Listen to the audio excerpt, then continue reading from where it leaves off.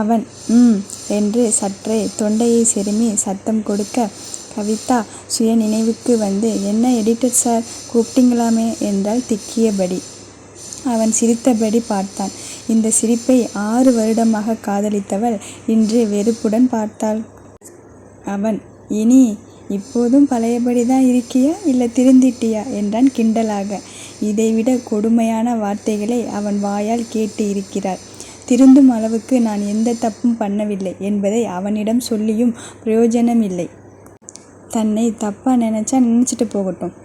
எனக்கும் அவனுக்கும் என்ன சம்பந்தம்? கவிதா சார் எதுக்கு கூப்பிட்டீங்கன்னு சொல்லுங்க.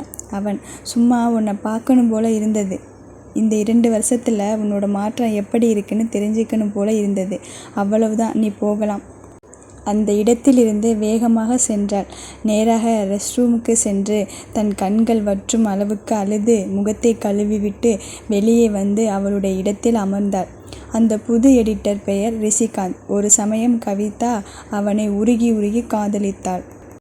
அவளுக்கு பிடித்த ஜேர்னலிசம் அவனுடன் படிக்கவே தேர்ந்தெடுத்தாள். 6 வருடம் ஒருவருக்கொருவர் ஆழமாக காதலித்து வந்தனர். ஆனால் ஒரு கட்டத்தில் கவிதாவின் மேல் தவறான பழிச்சொல் வந்ததும் விளக்கம் கூட கேட்காமல் விலகிவிட்டான். கவிதா அவன் காதலை இழந்ததை விட அவனை காதலித்ததை எண்ணி வருந்தாத நாட்களே இல்லை. ஆனால் அவன் மறுபடியும் எடிட்டர் என்ற பெயரில் வந்து நிற்கிறான். கவிதா கொஞ்சம் ஆடித்தான் போனாள். அவனை தன் இதயத்தில் இருந்து கொஞ்சம் கொஞ்சமாக நீக்கி கொண்டிருந்தாள். அந்த ரணம் மாறும் முன் தன் முன்னால் வந்து நிற்கிறான். இதயம் ஏனோ வலிக்கிறது. கவிதாவிற்கு இது ஒரு இக்கட்டான தருணம். தன்னுடைய இதயத்தை தன் கணவன் வசம் மாற்ற வேண்டிய தருணம். இக்காரணம் கொண்டு மறுபடியும் பழைய காதலை மனதில் நுழைய விடக்கூடாது. ஃபோன் எடுத்தாள். காண்டக்ட் தேடினாள். 1000 ரூபாய் என்று சேவ் செய்த பெயரை கணவர் என்று மாற்றினாள். அந்த நம்பருக்கு அழைத்தாள். ரிங் போனது. வேலையில் பிஸியாக இருக்கும் அவரை தொந்தரவு செய்ய வேண்டுமா என்று யோசித்து கட் செய்ய நினைத்த நேரம், ஹலோ என்ற அவனின் குரல் இதயத்திற்கு வலி நிவாரணியாக இருந்தது. கவிதாவால் பேச முடியவில்லை. அபி. கவிதா என்றதும் தன்னை நினைவு வைத்திருக்கிறான் என்ற எண்ணம் சந்தோஷமாக மனதில் நிரம்பியது.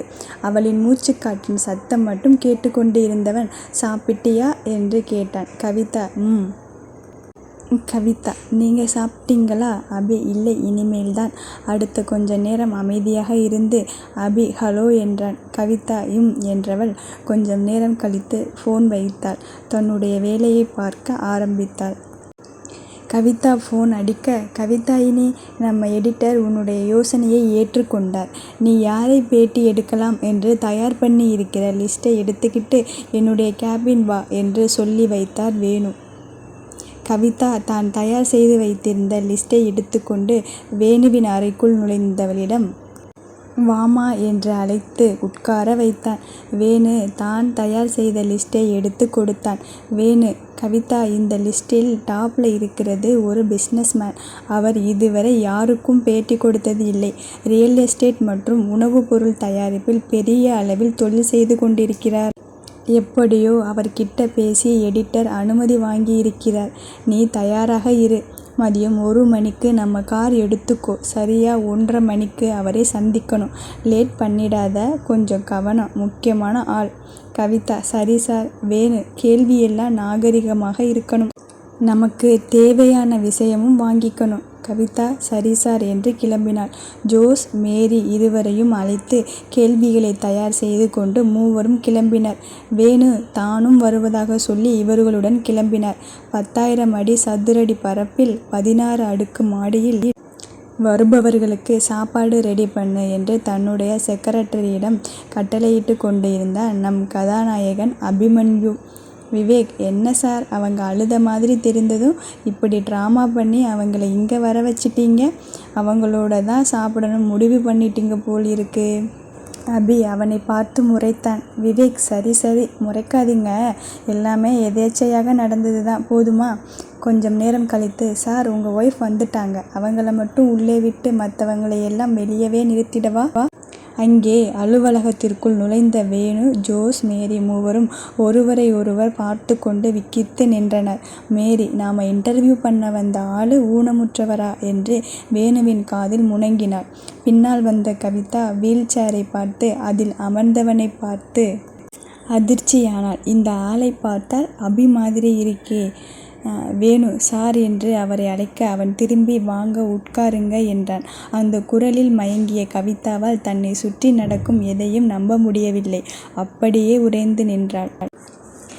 மேரி சேரில் உட்கார்ந்தவள் அதே இடத்தில் நிற்கும் கவிதாவை பார்த்து எழுந்து வந்து, மேடம், சார் அழகா இருக்கிறாங்கன்னு சைட் அடிச்சிட்டு இருக்காதீங்க, வாங்க என்று காதில் சொல்லவும் கவிதா முகம் சிவந்தாள். அபி அவள் முக மாற்றத்தை பார்த்ததும் மனதிற்குள் சிரித்து கொண்டான். கவிதா தன் கண்களை நம்ப முடியாதவள் அபியை விட்டு கண்களை விலக்காமல் மேரியுடன் அமர்ந்தாள். மேரி, சார், உங்க முழு பெயர் என்ன? அபிமன்யு என்றான். மேரி கவிதாவை இடித்து சுய நினைவுக்கு வந்தவள் தன்னுடைய குறிப்புகளை எடுக்க துவங்கினாள். ஜோஸ் சார், உங்களை போட்டோ எடுத்துக்கலாமா? அபி, இன்டர்வியூ முடிந்ததும் எடுத்துக்கலாம் என்று சொல்லி கவிதாவை பார்த்தான். கவிதா தலை கவிழ்ந்து கொண்டாள். கதை பிடித்திருந்தால் லைக் பண்ணுங்க, கமெண்ட் பண்ணுங்க.